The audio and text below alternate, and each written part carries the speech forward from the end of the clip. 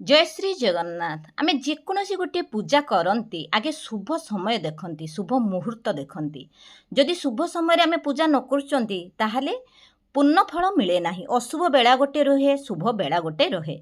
सावित्री व्रत पड़ुछि मे 16 तारिख शनिवार दिन।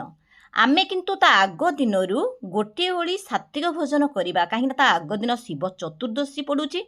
जेकोसी गोटे व्रत कले एक बार करा जाए, ता आग दिन एक बार, तापरे मझिरे पड़िबो सावित्री अमावास्या, ता परदिन पारणा कर सारे जाइकी व्रतटी पूरा निष्ठार सहित करागला।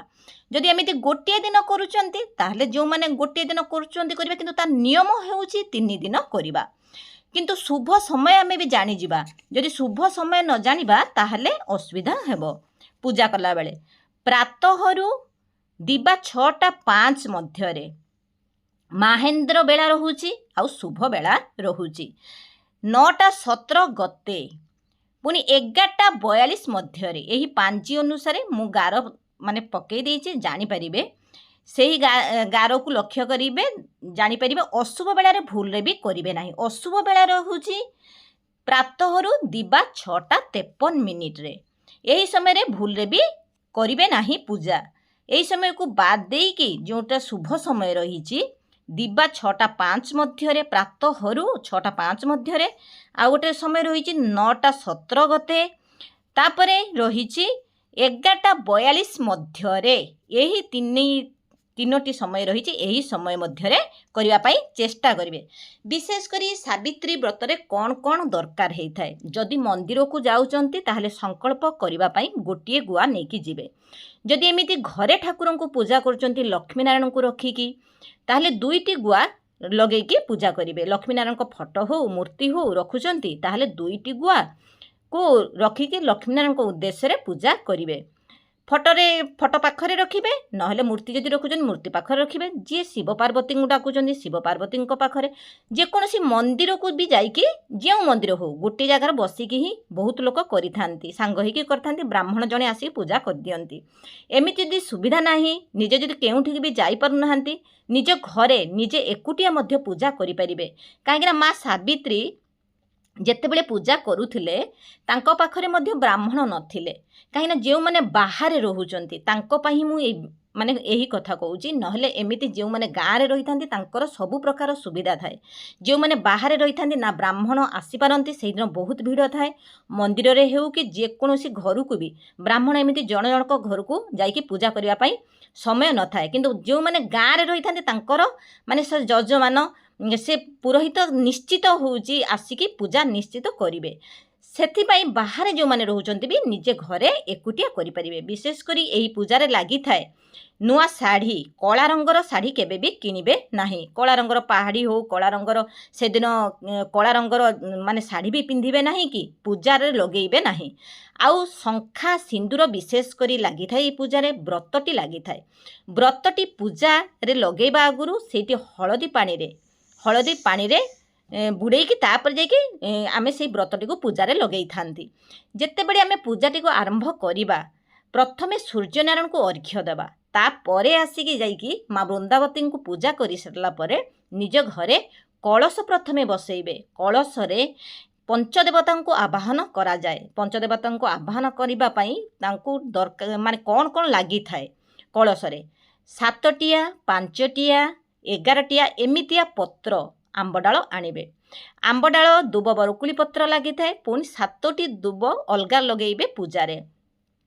गंठी भी जो व्रतटी आमे आनी थांती से पूजा कला बेले व्रतटी मध्य गंठी पड़ी थाए। माने लक्ष्मी नारायण को नाम रे 7टी गंठी पका जाई थाए। माँ सावित्री से दिन लक्ष्मी नारायण को सुमरणा करथिले। लक्ष्मी नारायण को सुमरणा करिकी मंत्र जप करथिले, जहा द्वारा जमराजा तांको स्वामी को नहीं पारिले नहीं। प्रत्येक थर तांको बर माने देई चलिले। बर देई तांको निज बाप घरर भी तांकर पुत्र नथिला, तांको भाई नथिला, तांको बापा मांकर पुत्र नथिला, तांको पुत्र मिलिला। तांको सासु ससुरंकर राज्य भार हरैथिबा सत्य पुणी आखि मध्य तांकर आखि मध्य नथिला।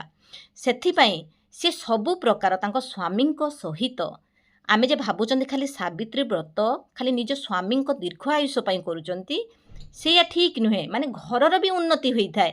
ଲକ୍ଷ୍ମୀନାରାୟଣଙ୍କୁ ସେ ପୂଜା କରି ସବୁ ପ୍ରକାର ତ ସେ ବର ମାଗିଥିଲେ।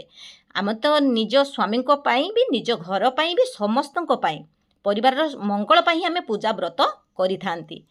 ସେହିଦିନ ଯେଉଁ କଳସ ପ୍ରଥମେ ବସେଇବେ, ସେ କଳସରେ ପଇଡ଼ ହେଉ ନହେଲେ ନଡ଼ିଆ ହେଉ ଏମିତି ଦେବେ, ନହେଲେ ଗୁଆ ଦେଇକି ପୂଜା କରିବେ।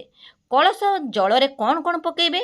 ଅଗୁରୁ, ଗଙ୍ଗା ଜଳ, ଗୋଲାପ ଜଳ, ଚନ୍ଦନ ଟିକେ ଘୁରିକି ସେଥିରେ ତମ୍ବା ଟିକେ, କଏନ୍ଟେ, ଅକ୍ଷତ ଚାଉଳ ମାନେ ଭଙ୍ଗା ହେଇନଥିବ ଚାଉଳ, ହଳଦୀ ଟିକେ, ଏସବୁ ପକାଇ ସାରିକି କଳସ ବସେଇବା। ଆମ୍ବ ଡାଳ ଦେଇକି, ଦୁବ ବରକୁଳି ପତ୍ର ଦେଇକି କଳସ ପାଇଁ ମଧ୍ୟ ବସ୍ତ୍ର ଗୋଟେ ଆଣିବେ। ଠାକୁରଙ୍କ ପାଇଁ ବି, ଯେଉଁ ଠାକୁରଙ୍କୁ ଡାକୁଥିବେ ମାନେ ପୂଜା କରିବେ ତାଙ୍କ ଆଗରେ ନିଜ ଶାଢ଼ୀ ଯେମିତି ରଖୁଛନ୍ତି, ନିଜ ପାଇଁ ଶାଢ଼ୀ ଆଣୁଛନ୍ତି, ସେମିତି ଭଗବାନଙ୍କ ପାଇଁ ମଧ୍ୟ ଗୋଟେ ନୂଆ ବସ୍ତ୍ର ଆଣିବେ। ଆଉ କଳସ ପାଇଁ ମଧ୍ୟ ଗୋଟେ ପଇତାଟେ ଆଣିବେ।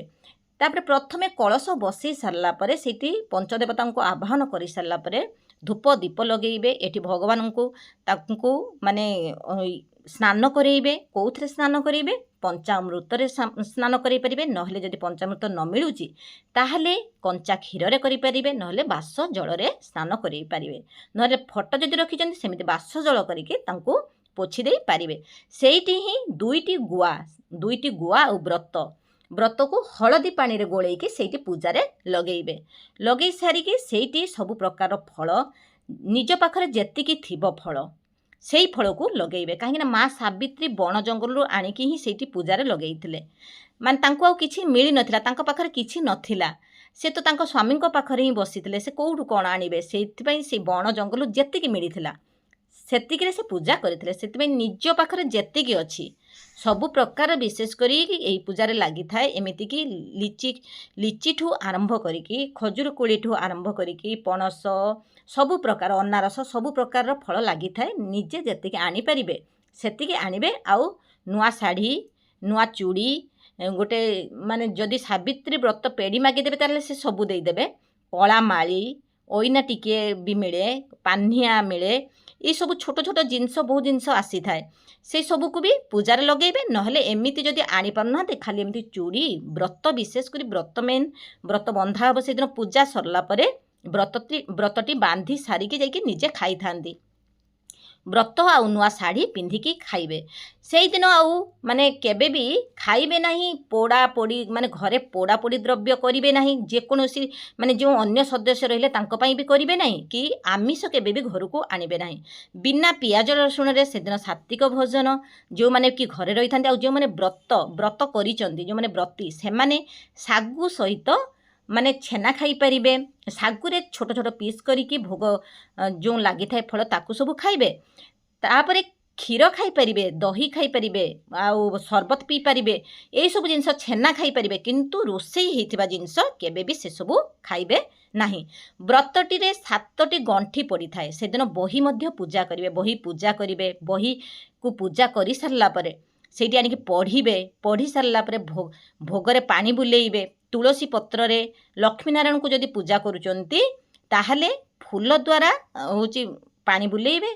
ନହେଲେ ଫୁଲ ଦ୍ୱାରା ହିଁ ପାଣି ବୁଲେଇବେ। କାହିଁକିନା ଲକ୍ଷ୍ମୀନାରାୟଣଙ୍କୁ ପୂଜା କରୁଛନ୍ତି ଯଦି, ଆଉ ଯଦି ଶିବ ପାର୍ବତୀଙ୍କୁ ପୂଜା କରୁଛନ୍ତି ତାହେଲେ ସେଥିରେ ବେଲପତ୍ରରେ ପାଣି ବୁଲେଇବେ। ତାପରେ ଭୋଗ ଲଗେଇ ସାରିଲା ପରେ ଯାଇକି ଆଳତି କରାଯାଇଥାଏ। ଭୋଗ ସରିଲା ପରେ, ସେଇଠି ବହି ପଢ଼ା ସରିଲା ପରେ ଯାଇକି ଆଳତି କରାଯାଇଥାଏ। ଆଳତି କରିକି ଆସିକି 3 ଥର ମାନେ ବାହାରକୁ ପଳେଇ ଆସନ୍ତି। ପଳେଇ ଆସି ସାରିଲା ପରେ ସେଇଠି 3 ଥର ତାଳି ମାରିକି ପୁଣି ଯାଆନ୍ତି। ସେଇ ଜାଗାଟିକୁ ପରିଷ୍କାର କରନ୍ତି। ଚଣ୍ଡ ଟିକେ ଟିକେ କଢ଼ା ଯାଇଥାଏ ସେଇ ଭୋଗରୁ କାଢ଼ିକି। ତାପରେ ଚଣ୍ଡ କାଢ଼ି ସାରିଲା ପରେ ଭଗବାନଙ୍କ ପାଖରେ ସେମିତି ବ୍ରାହ୍ମଣ ଯଦି ନାହାନ୍ତି, ବ୍ରାହ୍ମଣଙ୍କ ଦ୍ୱାରା କରୁନାହାନ୍ତି, ପ୍ରଥମେ ତ ସଂକଳ୍ପ କରିକି କରିବେ। ସଂକଳ୍ପ କରିକି କରିଥିବେ, ପୂଜା ଆରମ୍ଭ କରିବେ। ଯେତେବେଳେ ଆରମ୍ଭ କରିବେ, ପ୍ରଥମେ ଏଇ ପୂଜାଟିକୁ ମୁଁ କରୁଛି, ଅରୁଆ ଚାଉଳ, ଗୁଆ ଆଉ କୁଶ ଗୋଟେ ହାତରେ ଲଗେଇକି କରିଥାନ୍ତି ସଂକଳ୍ପ। ଏଇ ବ୍ରତଟିକୁ ମୁଁ କରୁଛି ନିଷ୍ଠାର ସହିତ, ମୋତେ ସାହସ ଦିଅନ୍ତୁ ଭଗବାନ କହିକି ପୂଜା ଆରମ୍ଭ କରିବେ। ତାପରେ ବ୍ରାହ୍ମଣଙ୍କ ଉଦ୍ଦେଶ୍ୟରେ ମଧ୍ୟ ସେଇଠି ପଇସା ରଖିଦେଇଥିବେ। ସେଇ ପଇସାକୁ ମାନେ ପଛରେ ଏମିତି ରଖିପାରନ୍ତି, ନହେଲେ ଅଲଗା ଆଡ଼େ ରଖିଥିବେ ଯଦି, ସେଇ ପଇସାକୁ ବି ବ୍ରାହ୍ମଣଙ୍କୁ ଦାନ କରିପାରିବେ। ତା ପରଦିନ ଠାକୁରଙ୍କୁ ସେମିତି ପୂଜା କରିସାରିକି ସେଇଠି ଭଗବାନଙ୍କୁ ଆଗେ ପୂଜା କରିବେ, ତାଙ୍କ ପାଖରେ ଯେଉଁ ଫଳ ଭୋଗ ଲଗାଇଥିବେ ସେଇ ଫଳକୁ ଖାଇବେ। ପୁରା ଡାଇରେକ୍ଟ ଆସିକି ପୁଣି ଭାତ ଖାଆନ୍ତି ନାହିଁ, ପୁଣି ରୋଷେଇବାସ କରିବେ, କରିସାରିକି ସେଦିନ ମଧ୍ୟ ସାତ୍ତ୍ୱିକ ଭୋଜନ କରିବେ।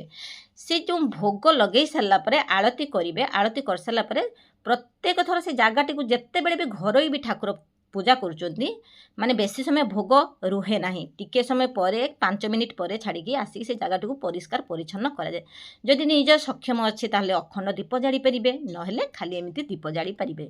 ଧୂପ ଦୀପ ଝୁଣା ଲଗେଇକି ମାନେ ଲକ୍ଷ୍ମୀନାରାୟଣଙ୍କୁ ସୁମରଣା କରିକି ପୂଜାଟି କରିବେ, ବ୍ରତଟି କରିବେ, ନିଷ୍ଠାର ସହିତ ମାନିବେ। ଆଉ ସେଇଦିନ ବିଶେଷ କରିକି ବହୁତ ଜାଗାରେ ମାନେ କରିଥାନ୍ତି, ସାବିତ୍ରୀଙ୍କୁ ପୂଜା କରିଥାନ୍ତି, ସାବିତ୍ରୀଙ୍କୁ ପୂଜା କରାଯାଇଥାଏ, ସତ୍ୟବାନଙ୍କୁ ପୂଜା କରାଯାଇଥାଏ। ନିଜ ଘରେ ଯେଉଁଭଳି ଥିବେ, ମାନେ ଯେଉଁଭଳି ସୁବିଧା ହେଉଥିବ ସେଇଭଳି ପୂଜା କରିବେ। କିନ୍ତୁ ବିଶେଷ କରି କ'ଣ କ'ଣ ଲାଗିଥାଏ ସେଇ ପୂଜାରେ, ଏହି ପୂଜାରେ ନା ଗୋଟା ଫଳ ଲାଗିଥାଏ, ଗୋଟା ଫଳ ସବୁ ପୂଜାରେ ଲାଗିଥାଏ। ଆଉ ନୂଆ ଶାଢ଼ୀ, ଆଉ ସେଇଦିନ କଳା ଶାଢ଼ୀ କେବେ ବି ପିନ୍ଧିବେ ନାହିଁ, କି କଳା ଶାଢ଼ୀ କେବେ ବି ପୂଜାରେ ଲଗେଇବେ ନାହିଁ। ଜୟ ଶ୍ରୀ ଜଗନ୍ନାଥ।